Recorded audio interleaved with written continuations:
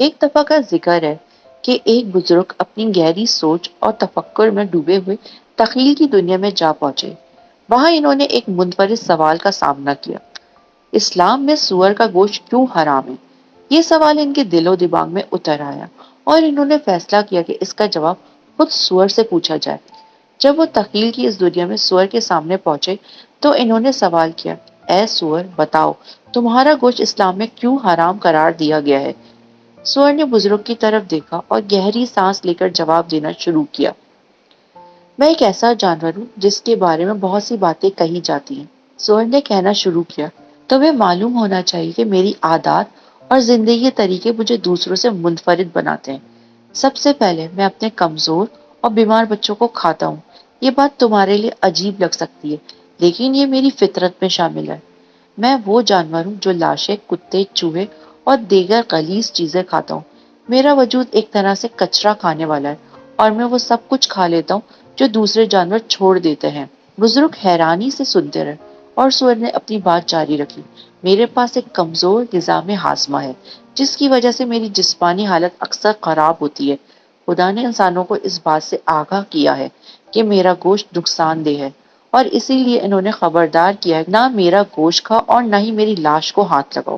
میرا جسم بیماریوں اور کیڑوں کا گھر ہے، اور میرے گوشت میں چربی اور کیڑے اتنے مضبوط ہوتے ہیں کہ انہیں مارنا آسان نہیں ہوتا، حتیٰ کہ کھانا پکانے کے دوران بھی۔ سور نے مزید بتایا کہ وہ زہریلے سانپ کھاتا ہے اور یہ سانپ اسے کاٹتے بھی ہیں، لیکن ان کا زہر اسے نقصان نہیں پہنچا سکتا کیونکہ اس کا جسم اس زہر کو چربی کی خلیوں میں جذب کر لیتا ہے۔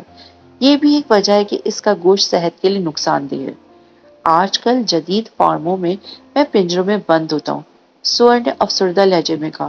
اس سے میں تناؤ کا شکار ہو جاتا ہوں اور بعض اوقات تو پاگل پن کی حالت تک پہنچ جاتا ہوں۔ میں اپنے پنجرے کی سلاخوں کو چبانے لگتا ہوں، یہاں تک کہ میرا چہرہ خون آلود ہو جاتا ہے۔ یہ ماحول میری صحت کو مزید خراب کر دیتا ہے اور میرے جسم میں بیماریوں کا مزید اضافہ ہو جاتا ہے۔ سور نے بزرگ کی طرف سنجیدگی سے دیکھا اور کہا: مجھے امید ہے کہ اب آپ سمجھ گئے ہوں گے کہ میرا گوشت کیوں حرام ہے۔ میرے گوشت میں نہ صرف زہریلے کیمیکلز ہوتے ہیں بلکہ چربی اور کیڑے بھی اتنے مضبوط ہوتے ہیں کہ انہیں مارنا مشکل ہو جاتا ہے، اور اگر آپ مجھے تجویز کردہ درجہ حرارت پر پکاتے بھی ہیں تو بھی میرے گوشت کی غذائیت سے بھرپور حصہ باقی نہیں رہتا۔ بزرگ نے غور سے سور کی باتیں سنی اور اس کی زندگی کے حالات اور عادات پر غور کیا۔ سور نے آخر میں کہا: یہ سچ ہے کہ انسان وہی ہوتا ہے جو وہ کھاتا ہے۔ خدا نے تمہیں خبردار کیا ہے کہ میرے گوشت سے دور رہو کیونکہ میں انسان کے لیے نقصان دہ ہوں۔ میں کبھی تمہارا کھانا بننے کے لیے پیدا نہیں کیا گیا۔ یہ الفاظ سن کر بزرگ کے دل میں ایک نئی روشنی جاگی۔ انہیں سمجھ میں آ گیا کہ سور کا گوشت اسلام میں کیوں حرام قرار دیا گیا ہے۔ یہ حکم صرف ایک مذہبی قانون نہیں بلکہ ایک حفاظتی تدبیر ہے جو انسان کی صحت اور فلاح کے لیے دی گئی ہے۔ اس واقعے نے بزرگ کو یہ سکھایا کہ مذہبی احکام کے پیچھے ایک گہری حکمت ہوتی ہے جو انسان کی فلاح و بہبود کے لیے ہوتی ہے۔ اس مکالمے کے بعد بزرگ نے تخیل کی دنیا کو چھوڑ دیا اور حقیقت کی دنیا میں واپس آ گئے۔ وہ دل میں اطمینان لیے لوٹے کہ وہ ایک اہم سبق سیکھ چکے ہیں۔